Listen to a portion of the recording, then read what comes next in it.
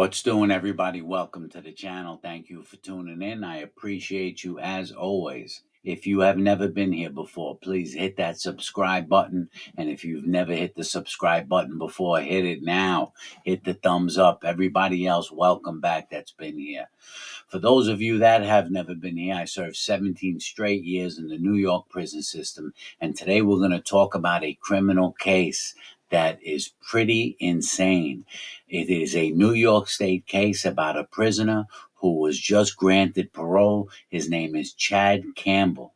Okay, we're going to talk about his case. And what's crazy about this is that someone in the comment section suggested that I look into the case because this guy just made parole. And when I looked into the case and his face popped up, as soon as I saw it, I said, I was in prison with this guy, right? I don't remember what prison I was in with him, but I remember his face right away, and I was in prison with him.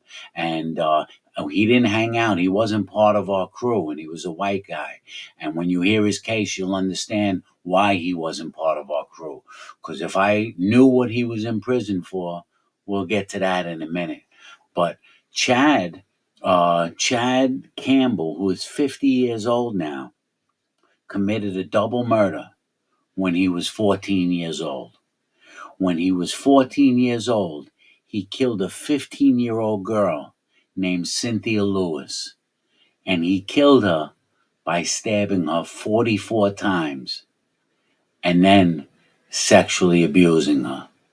Okay? So let me repeat that. When he was 14 years old, he killed a 15-year-old girl by stabbing her 44 times.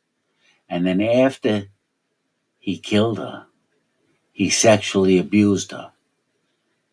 And if that wasn't the worst part of it, Chad also killed a 1-year-old boy that the girl was babysitting by stabbing the boy, Curtis Rizzo, 6 times.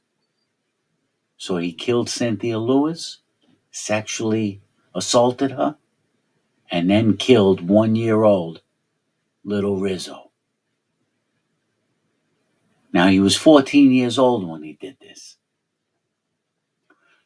Do I think he was just granted parole? He's now 50 years old. So they're going to let him out by March. Okay? He served 35 years, about 35 years. He was denied parole 10 different times. And they finally decided to let him go. The first thing I would like to say is if I knew I was in prison with this guy, and I can't remember which one, but as soon as his face popped up, I recognized it. And if I was in prison with this guy and I knew what he was in there for, I would have got him myself. I would have got him. And he would have been in the hospital. I could guarantee you that, if not worse. I don't even want to tell you, because I was a vicious animal when I was in there. And I attacked dozens of sexual offenders when I was in there. I didn't play that. That guy would have went down. So he's lucky I didn't run into him when I was in there. He's lucky he survived 35 years. I don't know how he survived 35 years. But besides that, do I think for that crime he should be released? No, I don't think he should be released. I think there are some crimes that you should not be released for. And I think killing a 1-year-old and killing a 15-year-old viciously, barbarically, there is no justification. Now you could say, look at me. I was released. I took a human being's life. That's what I was in prison for. But there are circumstances to every single criminal case. And my circumstances were different than his circumstances. I'm not just saying it because it's me. I was a 24-year-old man, and I was in a fight with another 24-year-old man who stabbed me first, and I ended up taking his life. Of course, there's more to the story than that. But those circumstances, I don't believe, warrant the death penalty or dying in prison. There is no justification in his case. There is no justification for killing a 15-year-old girl and stabbing her 44 times. There is no justification with killing a 1-year-old. So now we have to ask a few questions.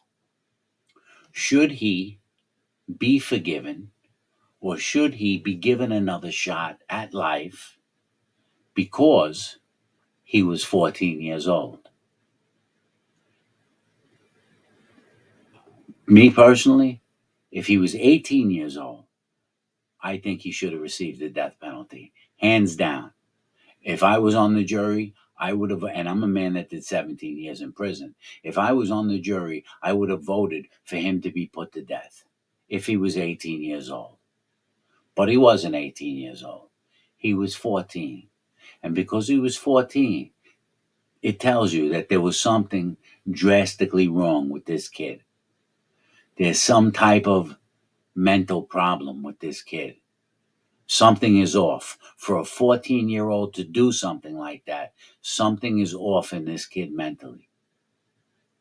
And so, because the death penalty is off the table, in my opinion, and it was off the table in the court of law because he was 14 years old, should he then receive the sentence of life without parole?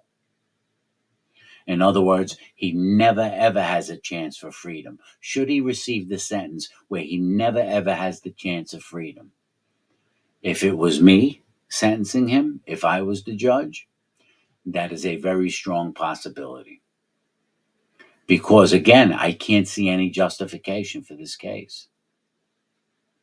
I guess the parole board is looking at it is that he was a juvenile and he did 35 years. So they're willing to give him another shot at life. A small percentage, I could understand that a little bit because he was a kid when he did it. And you say, he did 35 years, so maybe he should be given another shot. I could understand some people saying that, but I don't. It's hard for me to find that pity, to be honest. You know, if if I don't go with life without parole, then I say, is 35 years enough? It's a hard call. It's a hard call. I do think that there are some crimes that you should never be released. If you commit some crimes, I don't think you should ever be released. You know, is this one of them? It doesn't get much worse than this.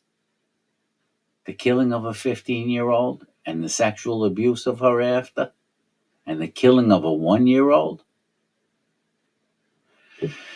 I don't know. I really would like to hear your opinion on this. My viewers, please go to the comment section and tell me your opinions on this, on what you think. Do you think 35 years was enough? Do you think he should have received life without parole?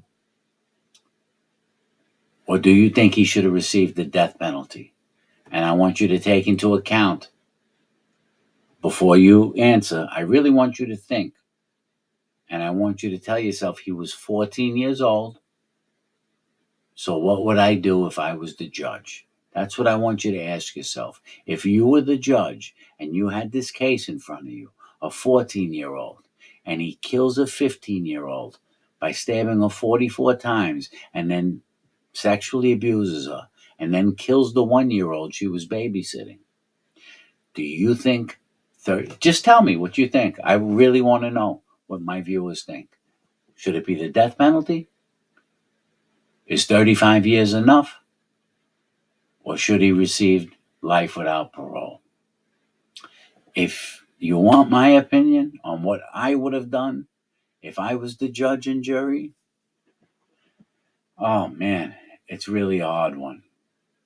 I think I would have given him 40 years. That's what I would have went with. I think I would have went with 40 years, which he almost did. He did 35. I would have said maybe 40 years. But my mind can change. You know, I could see life without parole as well. So that guy is lucky I didn't find him in the prison system. I'll tell you that much.